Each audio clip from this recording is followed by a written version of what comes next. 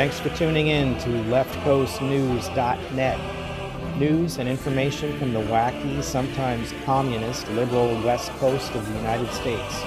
For more, visit leftcoastnews.net.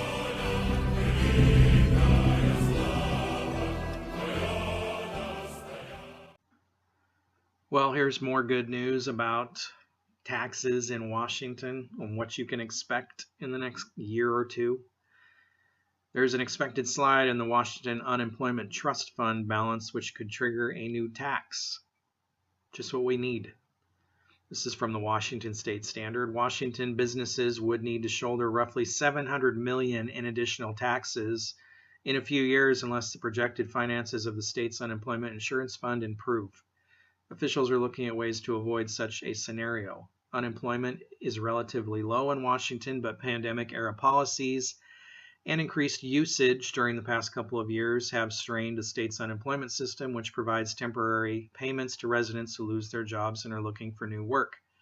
Next year, employer taxes going into Washington's Unemployment Trust Fund are expected to total $1.7 billion, while benefit payouts rise to $2.4 billion. Maybe they shouldn't make it so easy to get unemployment. Maybe they need to relook at that. According to the latest actuarial analysis released this month, at the end of September, the trust fund, which only pays benefits and not administrative costs, had about $3.8 billion, totaling 7.9 months of benefits on hand if collections suddenly stopped. As payroll taxes lag payouts, that's projected to drop to 7.1 months by the same time next year and 6.3 in 2027. Therein lies the problem. Dropping below 7 months of benefits on September 30th of a given year triggers a state tax of up to 2.2% on businesses to bring the trust fund back up to a healthy 9 months of payments. As unemployment skyrocketed during the pandemic, this metric plummeted, but the state waived this tax from 2021 through 2025. This would have been the only time it ever could have been levied. That possible solvency surcharge in 2028 and 29 would raise an estimated $350 million each year. It would be applied equally across all employers. News of this potential tax comes as Washington businesses begin to shoulder billions of dollars in new and increased taxes passed this year to fill a shortfall in the state's operating budget. James Crandall, who represents the Association of Washington Business on the state's Unemployment Insurance Advisory Committee, said the Employment Security Department, which runs the program, should be looking at everything it has in its power to mitigate ahead of time. This is really impacting companies' affordability, Crandall said. He questioned the trigger for the tax and suggested the way it would be imposed seems arbitrary. The tax could be triggered a year earlier if that 7.1 month projection next year teeters below 7. Whether that happens is a coin flip. Under the current forecast, the tax would likely remain into the 2030s. The projections are based on relatively stable unemployment that doesn't exceed 5%. Washington's unemployment rate has hovered around 4.5 this year, roughly in line with the national rate.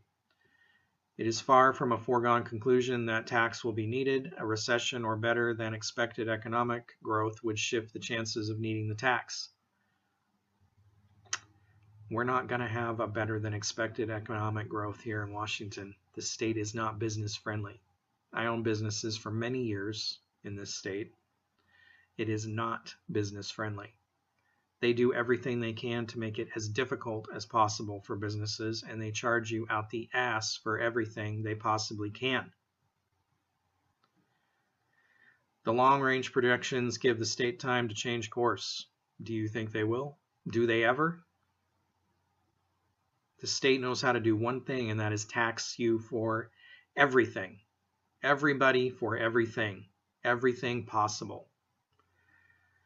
One solution could come via the legislature. Lawmakers could reduce the trigger for the solvency tax below 7 months. When the tax was first established in the mid-2000s, 6 months was the threshold, but within a few years, legislators upped it to 7. Policymakers could also reduce the threshold for when the solvency tax could end from the current 9 months, or they could extend the years-long waiver on the tax, but that would be a punt rather than a fix. To regain long-term stability, either the economy needs an upswing, so the state has to pay fewer unemployment benefits, or tax collections need to jump. The source of this problem is two-sided. On one hand, people who qualify have been increasingly likely to seek unemployment, and the recipients are more often exhausting their benefits. Applicants can usually get up to 26 weeks of payouts per year. On the other side, policy decisions have been made during the COVID-19 pandemic, which have jeopardized the fund's long-term stability. Washington came into the pandemic with one of the healthiest trust funds in the country. That allowed the state to provide roughly $2.5 billion in tax breaks to employers, money that would have otherwise gone towards Washington's unemployment trust fund.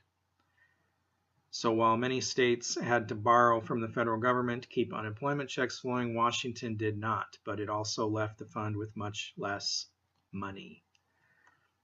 They're going to tax you. They're going to come after business again. And you're going to see an exodus of business. You're going to see an exodus of businesses that shut down. And people don't seem to care. The people in this state seem to think that if you own a business, you must be rich, you must be a millionaire, and that just isn't the case.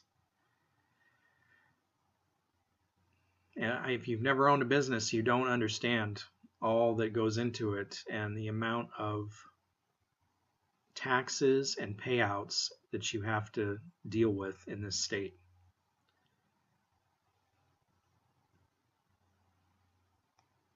I don't understand why people keep voting for this. What is the disconnect? What is the confusion?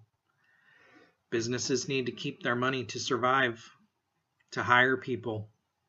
Do you want jobs so you don't have to have these unemployment benefits?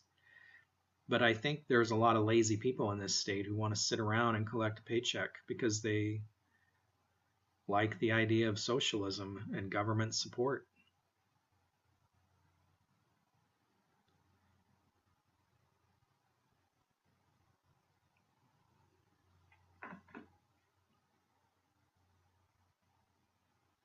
I don't know what it's going to take to turn people's ideas about business and money around in this state, but I don't see it happening anytime soon. They keep voting for this trash. They want socialism. That's where we're headed. Everybody wants to be on the government tit.